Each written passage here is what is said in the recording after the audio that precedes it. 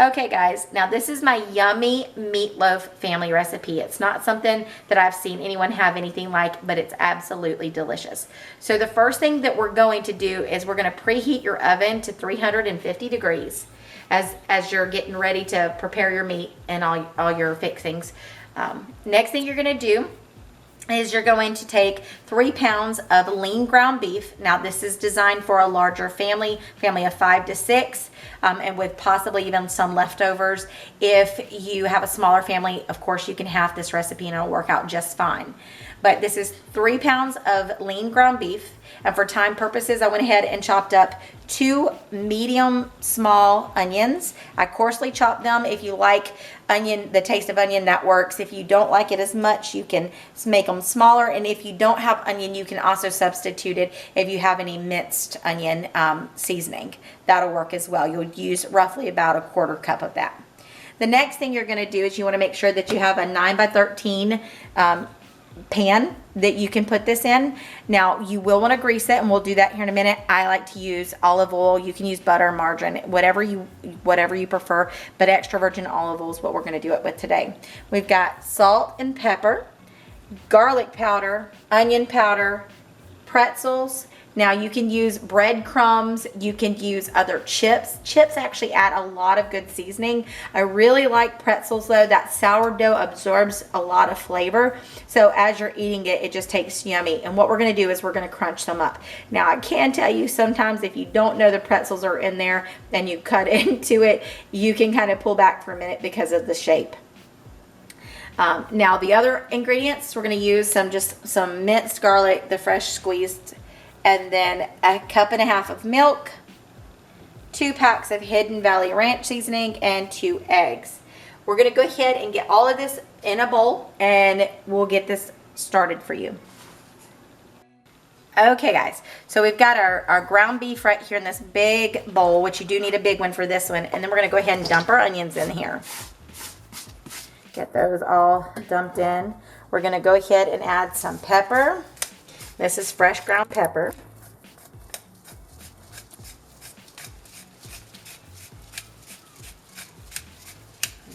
My husband loves pepper, so I always add a lot.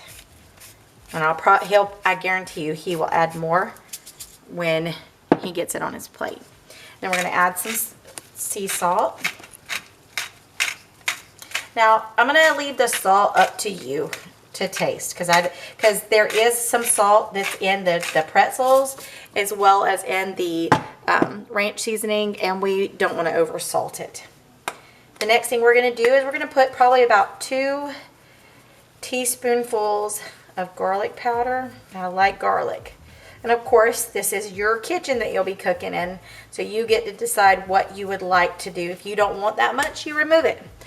You know, keep in mind, that's the beauty about doing things in your own kitchen. Don't ever not do a recipe because you don't like one of the ingredients. Just omit that ingredient or find something else. All right. So that right there was some onion powder. And now I'm going to take about, probably about half a teaspoon to a teaspoonful of minced garlic. Then let me go ahead and step over here, and I'm going to grab my milk and my ranch seasoning. Let me go ahead and get that for you. Okay. I've got the ranch seasoning there. That's 1 pack. We're going to do 2. Now, if you're halving this, of course, you're also going to have all the other ingredients. Get some out of there. Now, I tell you one thing, everybody keeps everybody keeps onion powder, garlic powder, salt and pepper. Those seems to be staples. But one thing that is a staple in my kitchen is ranch powder. It works so well in so many recipes. Next thing I'm going to do is I'm going to go ahead and I'm going to crack an egg. 1 more egg. And then we're going to pour in our milk. Okay, now before I actually mix in the pretzels, I like to get this good and incorporated so that way I can make sure that the flavor is all together. We're just going to kind of reach into it, and I'm just twisting and letting it all go in there. Now that onion works really good to add a lot of weight to it. Something else you can do is add bell pepper. It works really well in this recipe. I've thought about it. I haven't tried it yet, but I've thought about adding some celery and seeing how that would taste. But this one, my family loves this meatloaf. I've had a lot of people taste it and they really like it. And it's such a simple and easy go-to recipe. Great for all of this craziness or crazy day. You just kind of mix it up. It works well. You can get everything pre-fixed, put it in a baggie, and then put it in your refrigerator. It marinates all the seasonings together into the meat.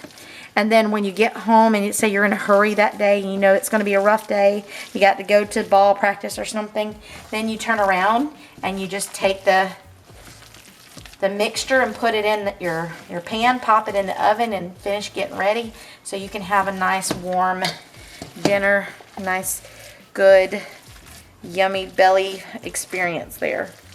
All right, so we've gotten it all incorporated in here.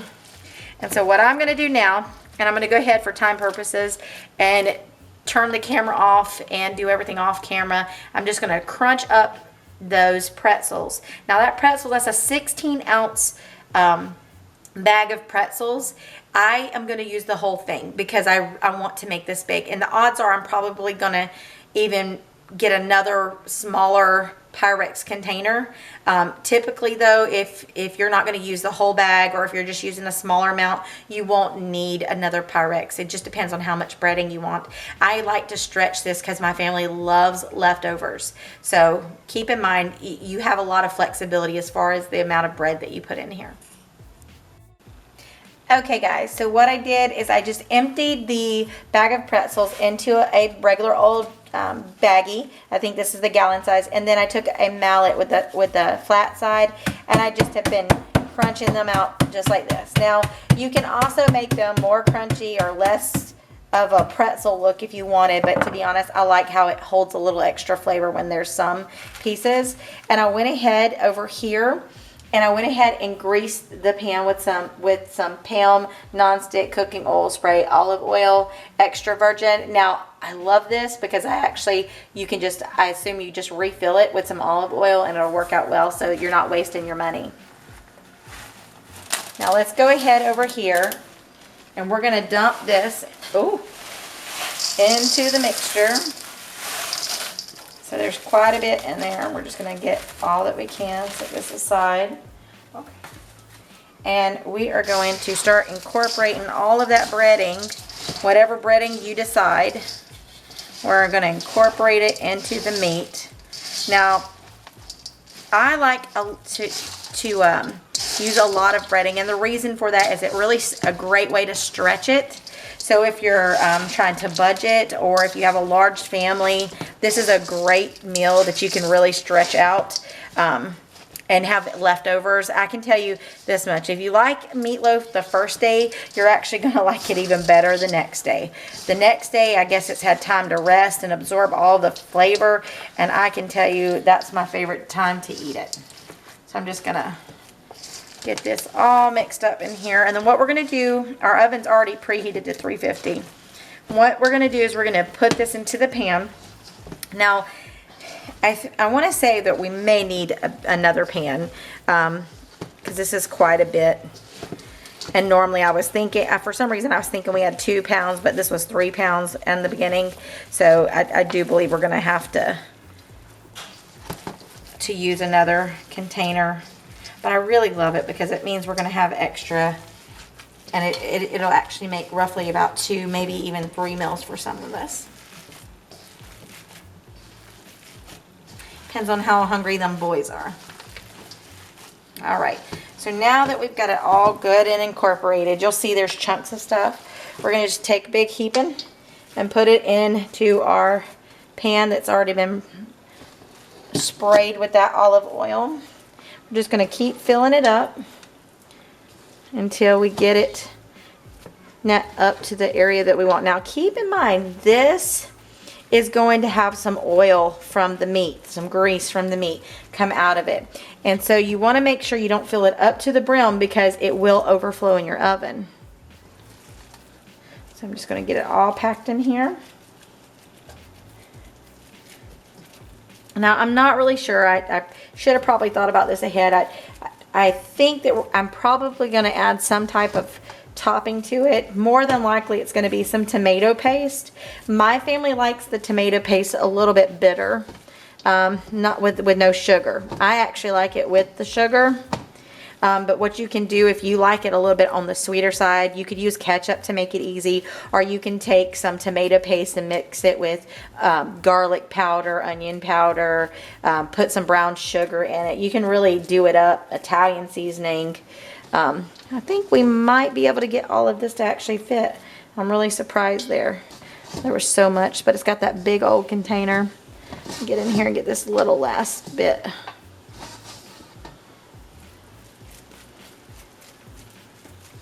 Yeah, I think we actually are going to fit this. And again, we want to make sure that it doesn't go all the way up to the rim. We want a little bit of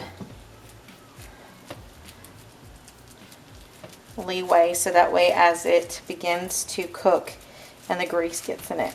Now, again, it's going to shrink. So this one's a good size with quite a bit of meat. But again, it's going to shrink down and you'll see some oils in it. Now, this one is going to go in the oven for 350 for roughly about an hour. Now, depending upon your oven and how your oven cooks, is going to make the difference of how long we're actually going to need to put it in. Look like that powder stuff kind of got everywhere. So I'm going to go ahead and pop it in the oven, and then when I'm done, I will come back and give y'all a preview of the finished product. Okay guys, well, we went ahead and plated it up. It came out of the oven, took roughly about an hour. Remember, it's going to vary between ovens. Just make sure you check the internal temperature. I do believe it's 160 or 165 degrees that you want to get it to. I do believe it's 160. We plated it with some cream of spinach and some homemade mashed potatoes and just a little drizzle of ketchup on top. All right, well, until next time, you guys have a wonderful day.